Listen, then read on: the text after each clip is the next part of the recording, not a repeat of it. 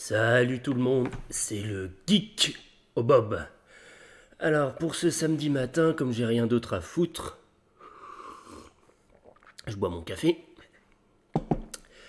Je me suis dit, pourquoi pas analyser la rentabilité des différents films Marvel sortis depuis un petit moment. Et comme le week-end c'est toujours ennuyeux, je me suis fait chier à faire ce tableau. Alors l'idée, comme ce tableau n'est pas très clair, ce serait qu'on fasse une petite analyse en utilisant les fonctionnalités d'Excel. Bon, j'ai déjà fait un petit total, donc au moyen d'une petite formule, hein. Et donc ce tableau est composé de la manière suivante, c'est-à-dire que on a les années de sortie, les noms des films, le réalisateur, la franchise concernée, le budget de production en millions de dollars, les frais marketing, hein, à peu près 30 à 40% du budget de production. On a le budget total, et bien évidemment, pour que ce soit pertinent, on va venir regarder le box-office mondial, toujours en millions, et on va en déduire un résultat.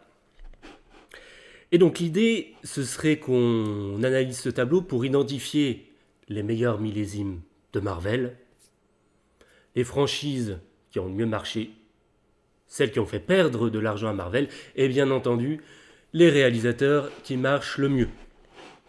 Alors déjà, ce qu'on peut constater depuis 2008, hein, lorsque le MCU a été lancé avec Iron Man, donc ça fait un peu plus de 10 ans, on s'aperçoit que les chiffres sont quand même astronomiques.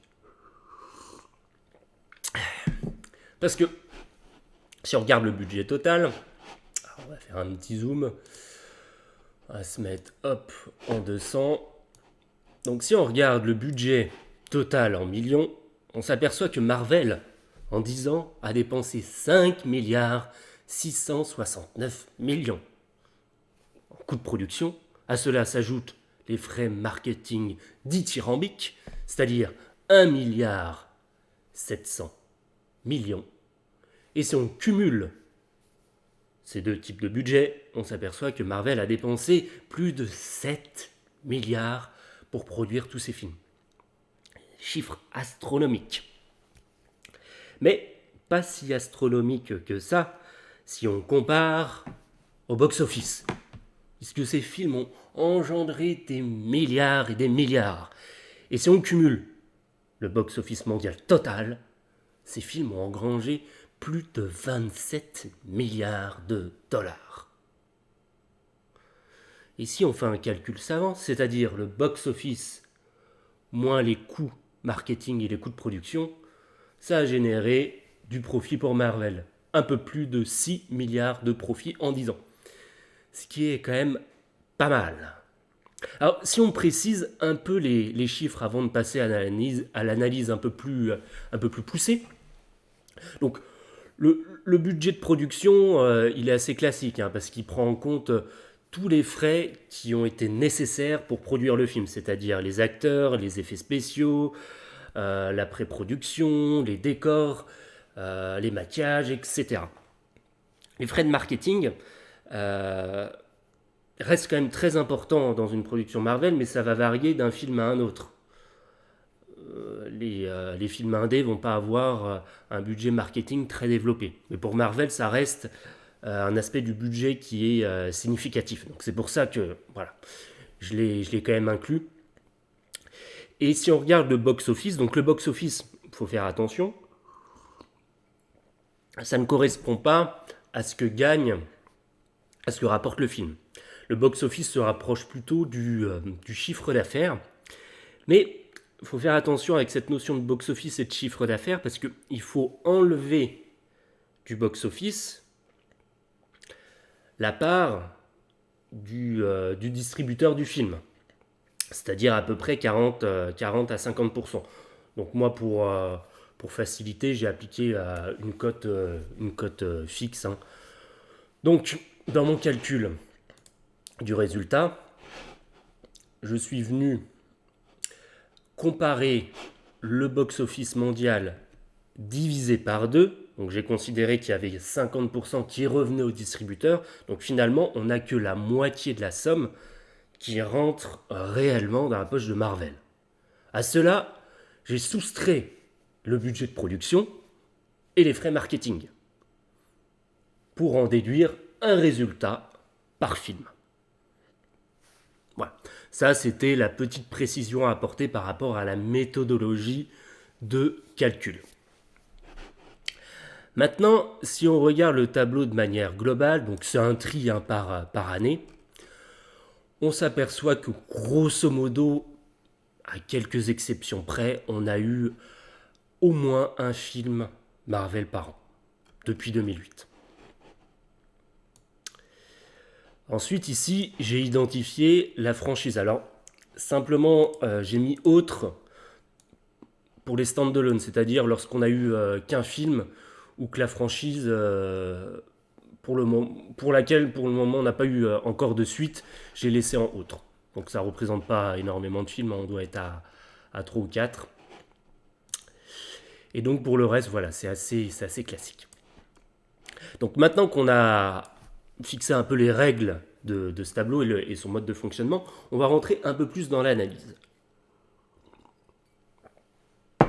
Pour analyser le tableau, on ne va pas s'embêter à faire des filtres sur les différentes colonnes. Après, on peut éventuellement faire des tris, etc. Mais nous, ce qu'on va faire, pour analyser les données, on va utiliser le tableau croisé dynamique parce que c'est quand même plus facile. Et pour ceux qui ne connaissent pas le tableau croisé dynamique, c'est simplement une fonctionnalité qui permet de condenser une base de données pour pouvoir bénéficier d'une vue globale des choses pour ensuite, après, rentrer un peu plus finement dans l'analyse. Ça permet d'avoir, grosso modo, une vue globale et ensuite, on rentre dans le détail pour voir ce qui nous intéresse vraiment. Donc, on va commencer avec un premier tri, c'est-à-dire qu'on va trier les films par millésime pour voir l'année qui a été le plus rentable pour Marvel et ensuite, on va rentrer un peu plus dans le détail.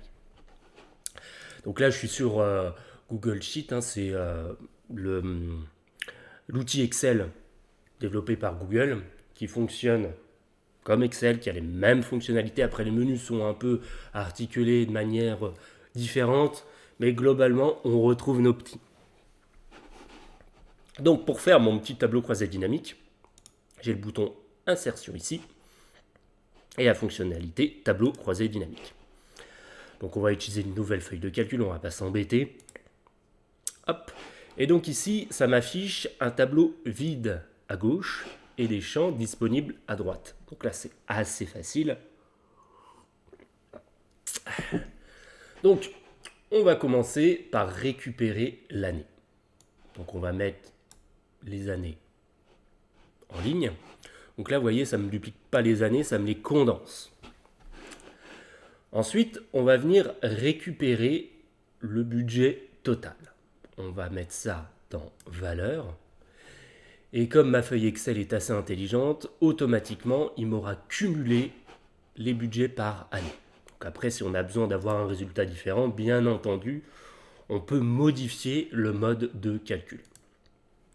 Donc là, j'ai le budget total. Ensuite, ce qui nous intéresse, c'est également de récupérer le box-office mondial. Donc là, hop, on va venir l'ajouter. Je suis toujours sur une somme. Et ensuite, on va bien entendu afficher le résultat pour voir ce qui a marché et ce qui a moins bien marché. On va rajouter une donnée supplémentaire qui est le nombre de films par année. Donc ça, hop, je vais le glisser ici. Et là, je suis non plus en somme, mais bien en nombre. De manière à avoir le résultat par nombre de films. Donc, ça, c'est fait. Ensuite, on va venir... Alors, je vais zoomer un petit peu. Hop. Ah ben, j'étais déjà à 200%. Très bien.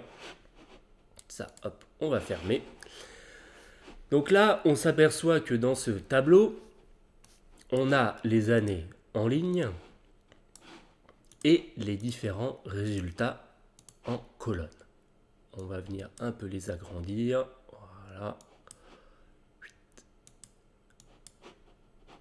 Ah, purée. Voilà. Donc, pour l'année 2008, on s'aperçoit...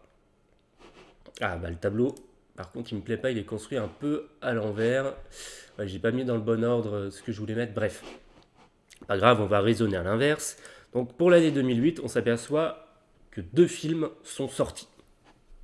Ces 2 films ont nécessité de déployer 377 millions de dollars de budget, qui ont généré 350 millions de dollars au box-office, pour un résultat de 48 millions de dollars. Donc c'était le lancement de la franchise, ce qui était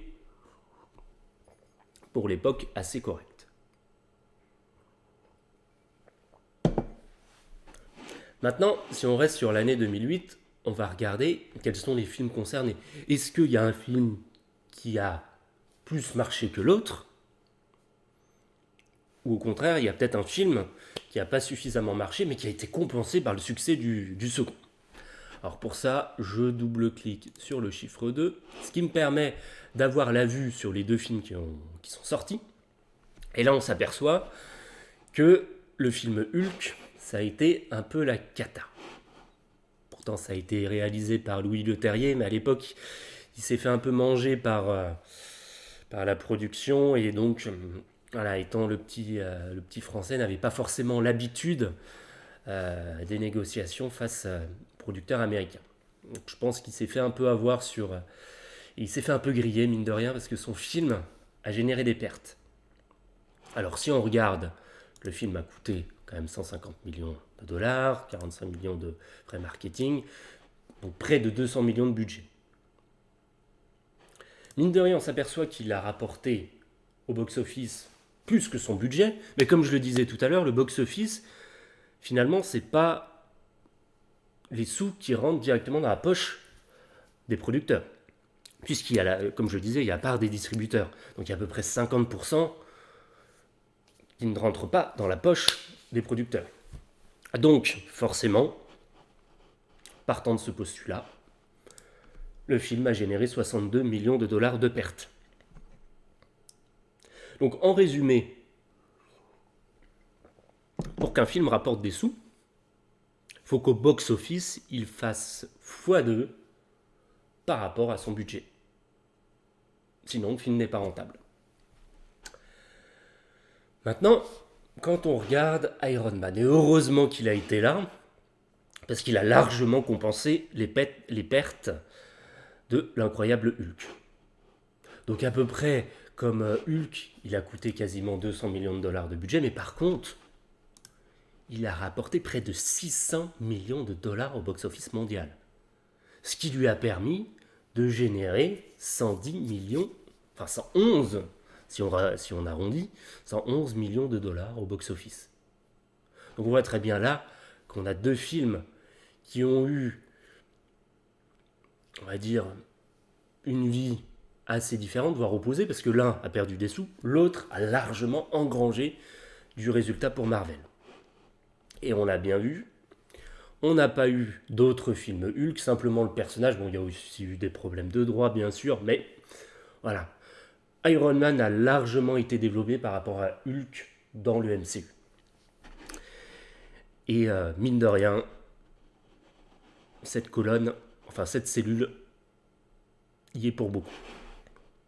Bon, là, je vais fermer, hop, cette feuille Excel. Donc, on voit effectivement pour que l'année 2008, c'est réellement Iron Man qui a lancé le MCU et qui a rassuré les producteurs sur le succès potentiel de la franchise. Maintenant, regardons l'année 2010. Alors, l'année 2010, c'est assez facile. C'est un seul film. Et c'est Iron Man 2. Bah oui, forcément. Comme en 2008, Iron Man a été un succès, on retrouve Iron Man 2 2 ans plus tard. Donc là, par contre, il n'y a rien à dire. Le succès est au rendez-vous. Malgré la perte qui a été constatée sur Hulk, ils ont capitalisé sur Iron Man qui a été un succès et ils ont largement élargi le budget, puisqu'on passe de 185 millions à 260 millions de dollars de budget. Mais le box-office mondial était également au rendez-vous. C'est pour ça que sur l'année 2010, on a généré 51 millions de dollars de budget, de résultats. Mais si on retourne sur le tableau précédent, sur l'année 2008, on s'aperçoit que le résultat est quand même moindre pour Iron Man. Alors certes, le budget a été alourdi, mais le box-office mondial n'a pas progressé de manière proportionnelle. Ce qui fait que on se retrouve avec un résultat de 52 millions, alors que pour Iron Man 1, on se retrouve avec un résultat de 110 millions, puisque le budget a été augmenté, mais ne s'est pas retrouvé dans le box-office mondial.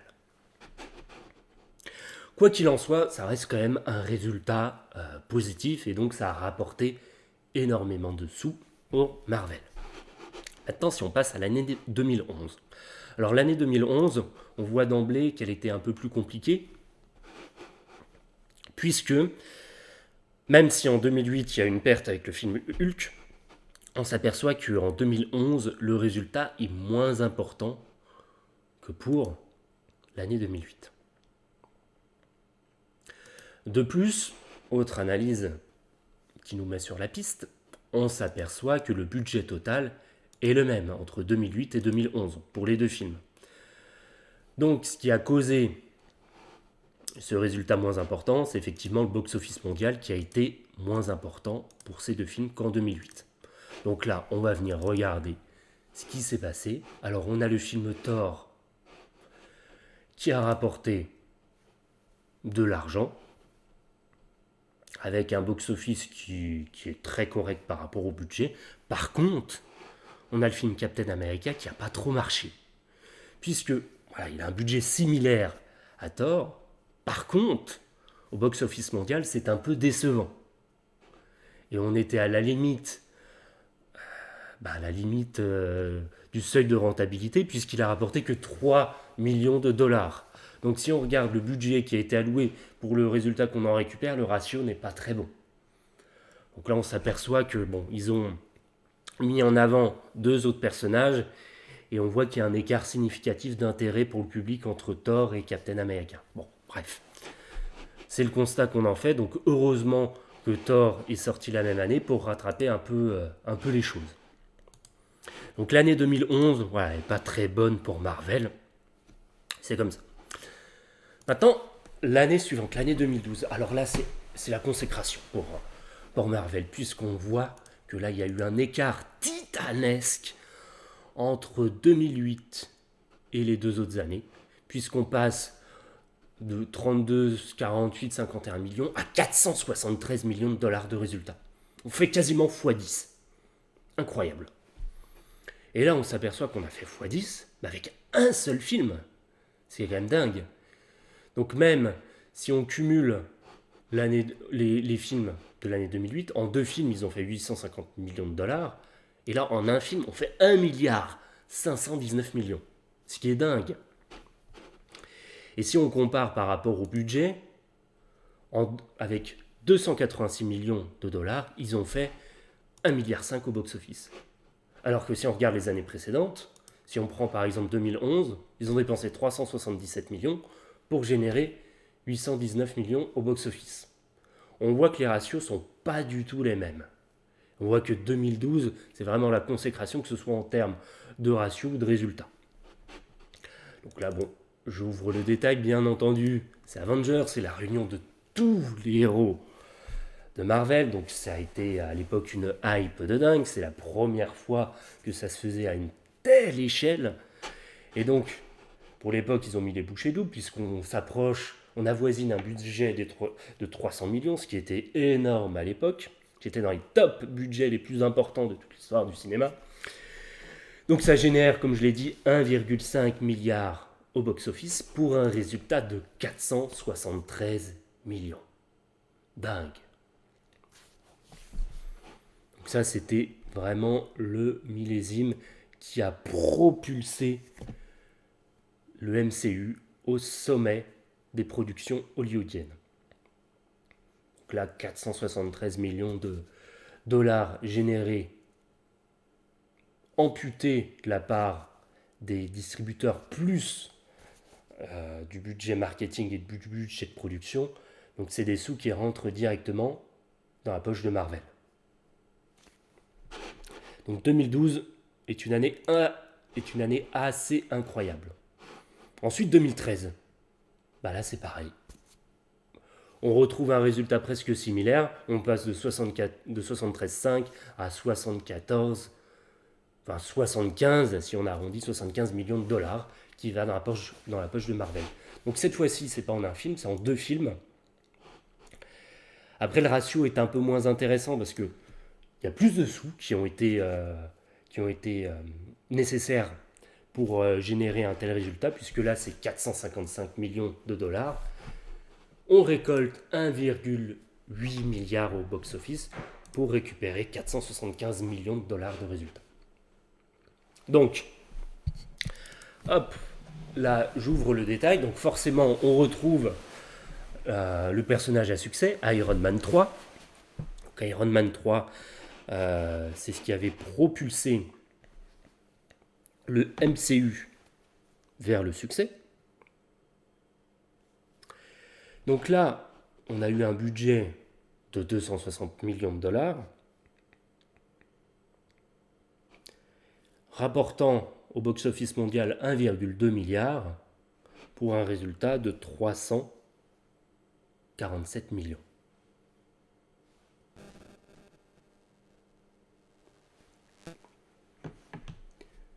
Ce qui est déjà pas mal pour un film, puisqu'on se rapproche du ratio des Avengers en 2012. Ensuite, on a Thor. Donc c'était l'autre licence à succès, puisque Captain America n'a pas bien fonctionné, donc il se lance directement sur Thor. Donc là, on est quasiment à 200 millions de dollars de budget, ce qui est cohérent avec le box-office mondial par rapport aux précédentes productions, puisqu'on avoisine les 645 millions pour un résultat de 27 millions. Ce qui est très correct et ce qui consolide le personnage en tant que succès pour Marvel. Donc ce qui rassure encore plus les producteurs. Donc si on cumule les deux, effectivement, voilà, on avoisine en 2 films ce qui avait été fait pour Avengers. Donc 2014. 2014, pareil, ces 2 films. Donc là, le résultat est un peu moins intéressant. Donc on va regarder pourquoi. Donc c'est assez cohérent. C'est moins intéressant parce que forcément, on a Captain America, qui était, on va dire, aux yeux du public, pas forcément le personnage le plus apprécié. Mais néanmoins, on voit que le box-office mondial a été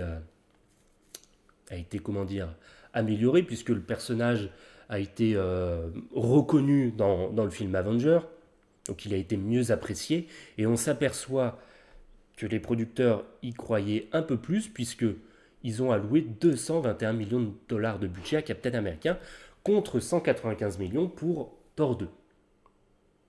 Et le pari est un succès, puisqu'il a plus rapporté que Thor au box-office mondial. Et il a généré, du coup, plus de sous, malgré un budget un peu plus large. Ensuite, on a Gardiens de la Galaxie. Donc ça, c'est un risque, parce que les personnages n'étaient pas connus. Mais vu le succès critique du film, et malgré le budget qui était un peu plus significatif que d'autres personnages qu'on a pu voir, d'autres films qu'on a pu voir précédemment, et le box-office a été maintenu. Et donc le résultat qui tombe dans la poche de Marvel est tout aussi important, et même plus important que ce qu'on a vu avec Captain America et avec Thor 1 et Thor 2. Voilà, donc certes, 2014 est une année un peu moins confortable pour Marvel, mais ça a gêné. C'est un peu moins confortable, mais ils ont pris des risques pour présenter un personnage qui n'avait pas forcément fonctionné au départ et de nouveaux personnages qui n'étaient pas connus aux yeux du public. Donc cette prise de risque est un pari réussi, puisque c'est 300 millions qui tombent dans la poche de Marvel.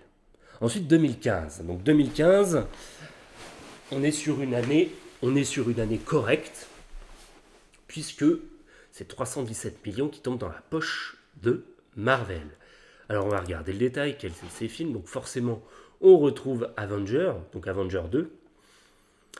Là, on s'aperçoit que le budget par rapport au premier a été considérablement alourdi, puisqu'on passe de 286 millions à 474 millions de dollars.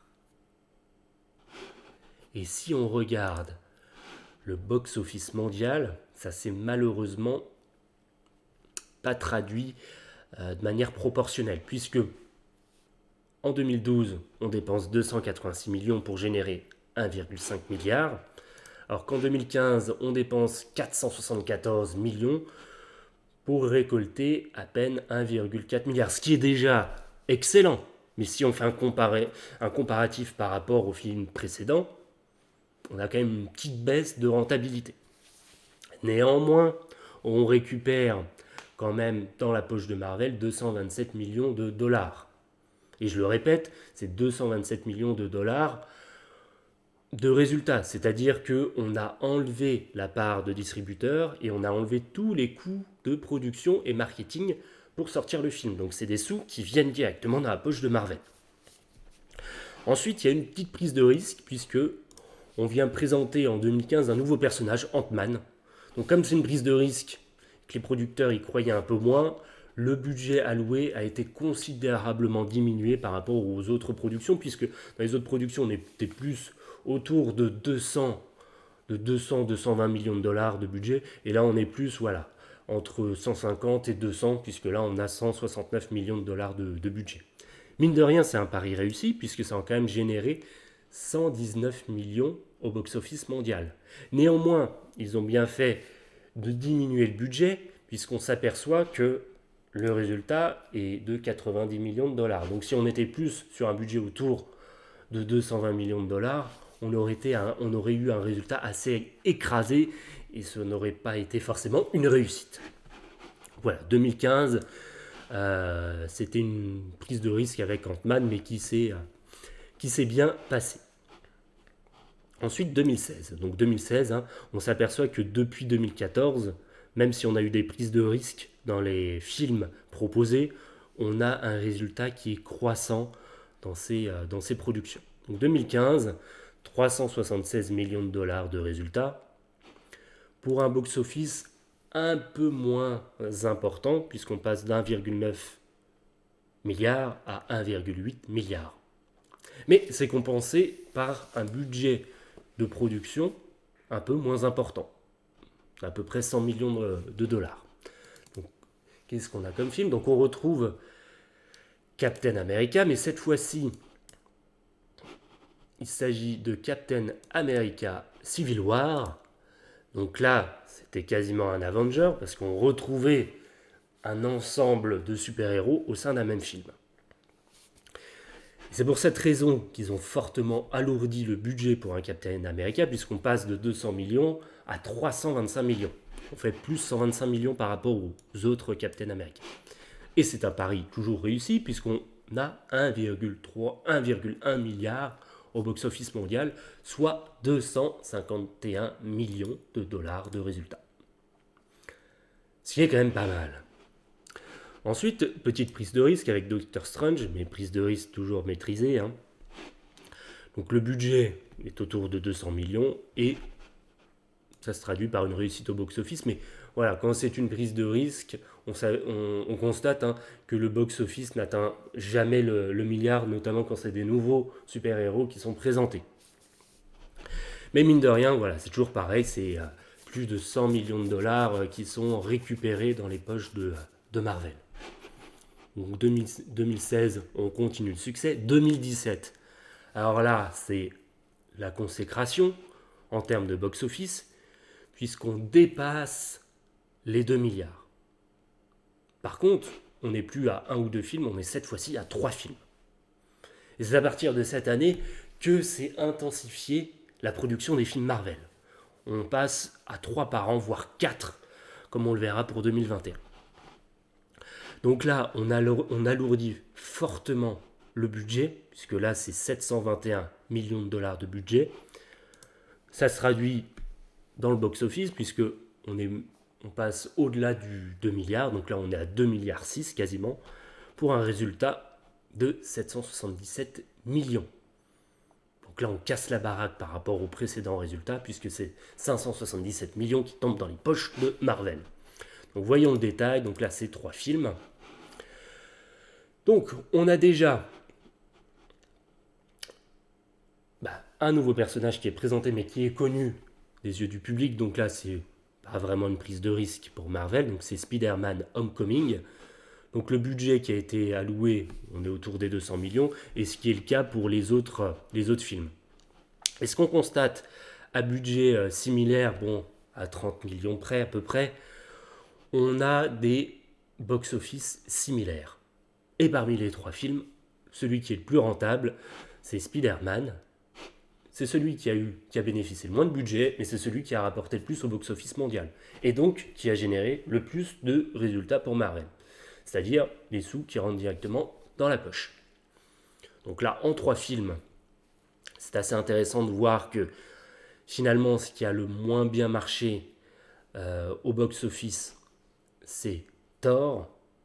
Mais c'est pas celui qui a été le moins rentable, puisque celui qui a été le moins rentable, c'est les Gardiens de la Galaxie. Non pas qu'il a eu moins de succès, mais parce que c'est celui qui a eu besoin de plus... Enfin, c'est celui qui a nécessité le plus de budget. Mais bon, voilà, on garde en tête que, quels que soient les films, ça reste des succès incroyables, puisque c'est des centaines de millions qui rentrent directement dans les poches de Marvel. Alors voilà, faut quand même, malgré tout, il faut qu'on fasse un classement.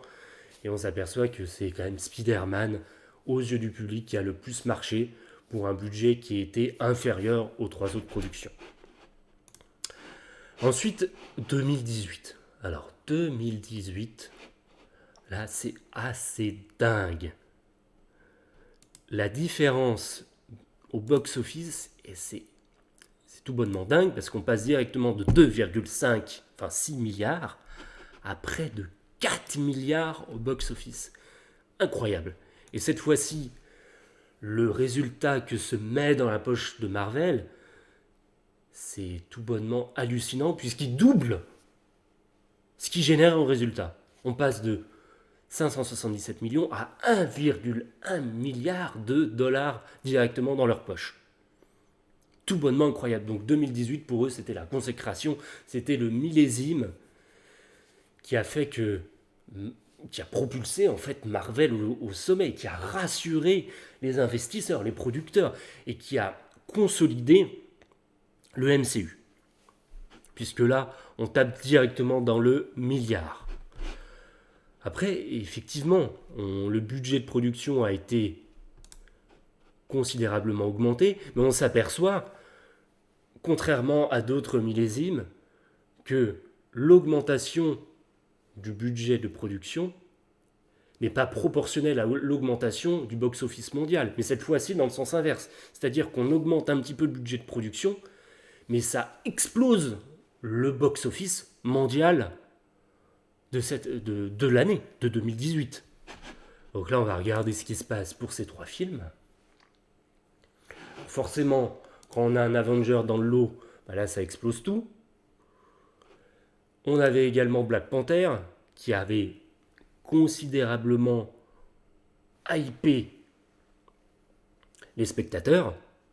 Et bon, on a le petit dernier, donc il est un peu ridicule face aux 2 autres mastodontes. Mais voilà, il a quand même produit un résultat correct, dans la même veine que ce qu'il avait fait auparavant. Donc là, Avenger Infinity War, donc après c'était une hype de ouf à l'époque, même s'il a nécessité 410 millions de dollars de budget. Lui, il en rapporte 2 milliards au box-office. Donc si on enlève la part des distributeurs, coût marketing, coût de production, c'est instantanément, donc en un film, 613 millions de dollars qui tombent dans les poches de Marvel. Et si on compare par rapport à l'année précédente, en un film, on fait le résultat en 3 films. Donc un film Avenger rapporte plus que ce que rapportent 3 films. Ce qui est dingue. Et ensuite, on a Black Panther. Hein. Donc le budget est bien moindre, 260 millions de dollars, mais au box-office mondial, il tape directement dans le milliard, 1,3 milliard, et récupère 412 millions de dollars. Ce qui est assez dingue. Maintenant, 2019. Alors 2019, on continue l'ascension, ça n'arrête pas. Là, on passe de 3,9 milliards à 5 milliards. Incroyable. Pour des coûts de production qui n'ont pas nécessairement beaucoup augmenté, en proportion, hein, mais bien sûr ça représente toujours des millions, mais en proportion ça n'a pas tellement augmenté. Et là c'est 1,6 milliard, presque 1,7 milliard que Marvel récupère directement, je le répète, dans sa poche. C'est son résultat. Donc là toujours en 3 films. Donc là forcément c'était à prévoir puisqu'on avait la suite directe d'Infinity War qui terminait sur la fin du monde. Désolé du spoil. Et Endgame était directement la suite. Donc la hype était significative. Hein. Bon, j'y reviens pas. Hein. On reste dans la même veine au niveau du budget. Là, on tape cette fois-ci non pas sur du 2 milliards, mais sur du 2 milliards 8, avec presque 1 milliard de résultats récupérés. Après, on avait Captain Marvel. Bon, là, c'était...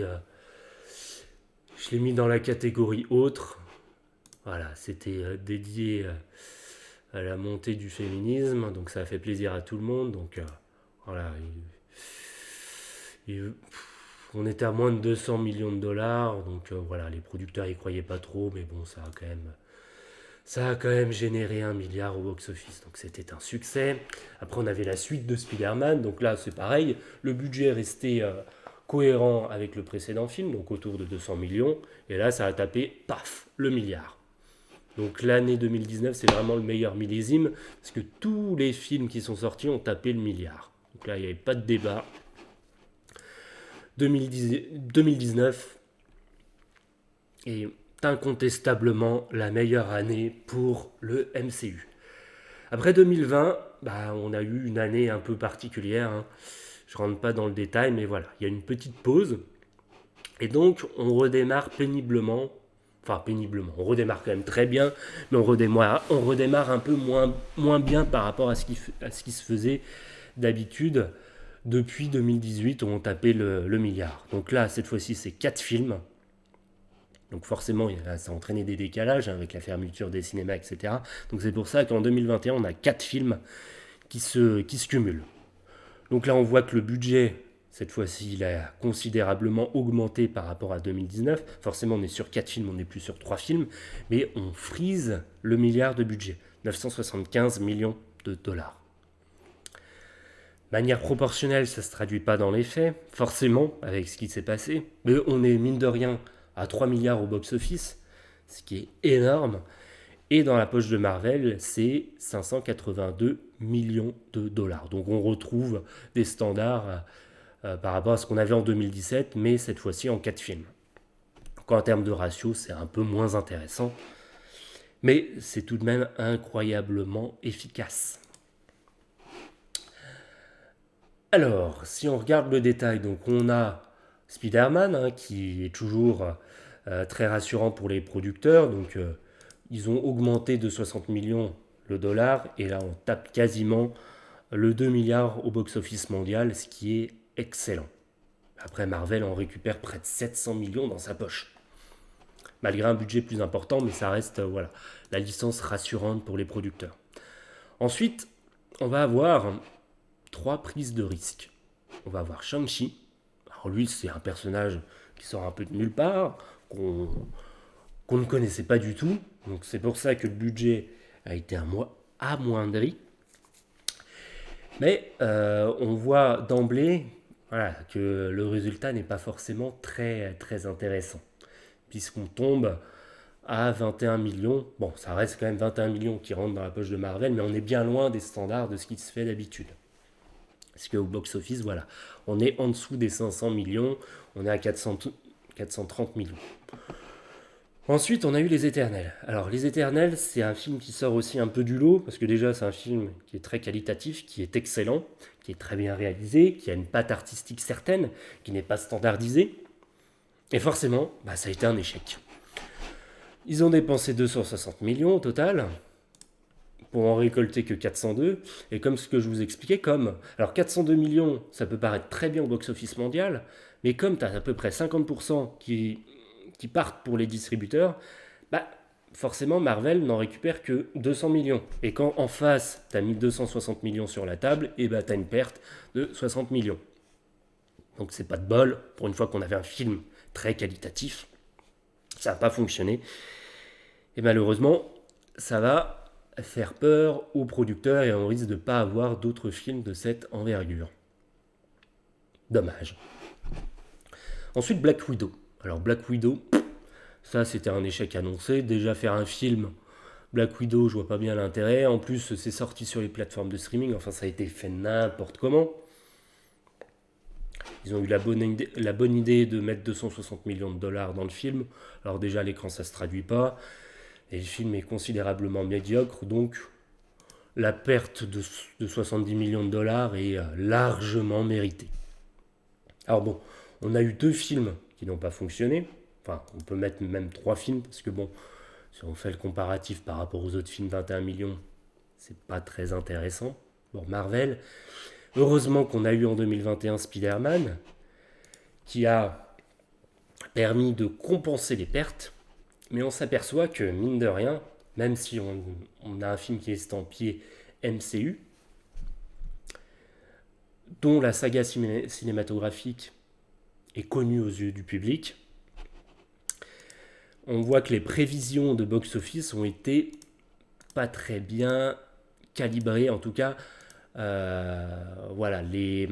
potentiel du film a été surestimé et donc le budget alloué a été trop important par rapport à ce que le film pouvait produire en matière de box-office. Donc si on était, s'ils avaient considéré le film comme étant un succès, on va dire, un succès relatif, voilà, et qu'ils avaient alloué un budget un peu moins important, comme ils l'avaient fait avec Ant-Man, avec peut-être un budget plus autour de 200 millions, voire 180 millions, bien évidemment, on n'aurait pas eu de perte, sauf pour Black Widow, parce que 379 millions de dollars au box-office, c'est vraiment un peu faible, d'autant que, vu les effets spéciaux que ça nécessite, 180 millions de dollars à l'heure actuelle, c'est un minimum pour pouvoir sortir un film Marvel. Alors, pour terminer, on a l'année 2022, qui n'est pas encore complète. Donc aujourd'hui, on a 2 films pour lesquels on peut ressortir des chiffres. Hop, alors je reviens rapidement sur le tableau de base. Donc on voit que par rapport à 2021, donc forcément on n'a que 2 films, mais voilà, on est à la moitié du résultat que ce qu'a engrangé 2021. Donc 2022, voilà, c'est un peu l'année très moyenne en matière de résultats par rapport à ce qui se fait d'habitude.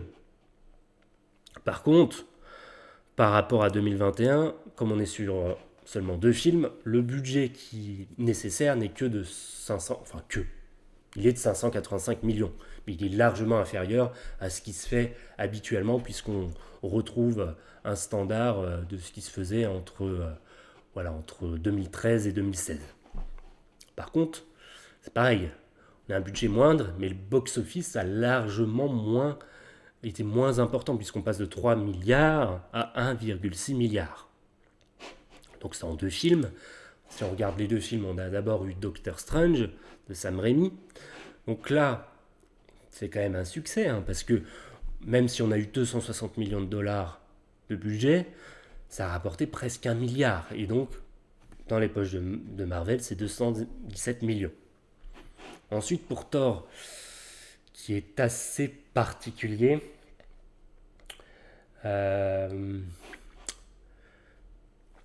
voilà, je pense que, bon, il a rapporté 28 millions, mais je pense que vu le budget qui a été proposé, voilà, ça a été, comment dire, ça a été, voilà, le succès du film a été surestimé, d'autant que les critiques, voilà, n'étaient pas forcément au rendez-vous. Donc on voit qu'on a un budget de 325 millions. Alors certes, 700 millions au box-office mondial, c'est très bien, mais qu'en face d'un budget de 325 millions, c'est un peu décevant. Donc si on était, comme pour Doctor Strange, sur des budgets raisonnables, 260 millions de dollars, on aurait été dans un résultat cohérent par rapport à ce que fait d'habitude Marvel. Donc c'est ce qui explique aussi en partie cette année 2022 qui n'est pas, qui n'est pas, qui n'est pas terrible. Alors déjà, on n'a pas un film, on n'a pas un film Avenger, on n'a pas un Spider-Man, on n'a pas, donc on a le Wakanda Forever là qui est sorti. Donc on verra ce que ça va engendrer, mais c'est pas dit que ça génère le même succès que ce qu'a généré Black Panther. Donc on voit ici que cette année 2022, heureusement qu'il y a eu Doctor Strange, mais si on avait eu que Thor, voilà, l'année aurait pas été terrible. Mais bon, on va avoir Wakanda Forever qui va probablement doper un peu le résultat ici. Donc voilà ce que j'avais à vous dire sur la petite analyse des différents films Marvel de 2008 jusqu'à 2022. Donc on s'aperçoit que même si ça engendre du box-office, enfin des millions, des centaines de millions, voire des milliards au box-office mondial, si le budget alloué en face n'est pas cohérent, on a certains films qui sont pas très rentables. Donc je vous produirai un nouveau live. Donc là, on a analysé par millésime. Donc on va faire un deuxième live où on va faire des analyses, non pas par millésime, mais par franchise. Voir quelle est la franchise donc de Thor, de Spider-Man ou autre qui rapporte le plus, qui a le plus de succès. Pour aller un peu plus loin dans cette analyse. Et ben écoutez, je vous dis à la prochaine et moi je vais essayer de m'occuper pendant ce week-end pour ne pas trop, m'ennuyer. Donc voilà, bah écoutez, je vous dis à la prochaine. Bye bye.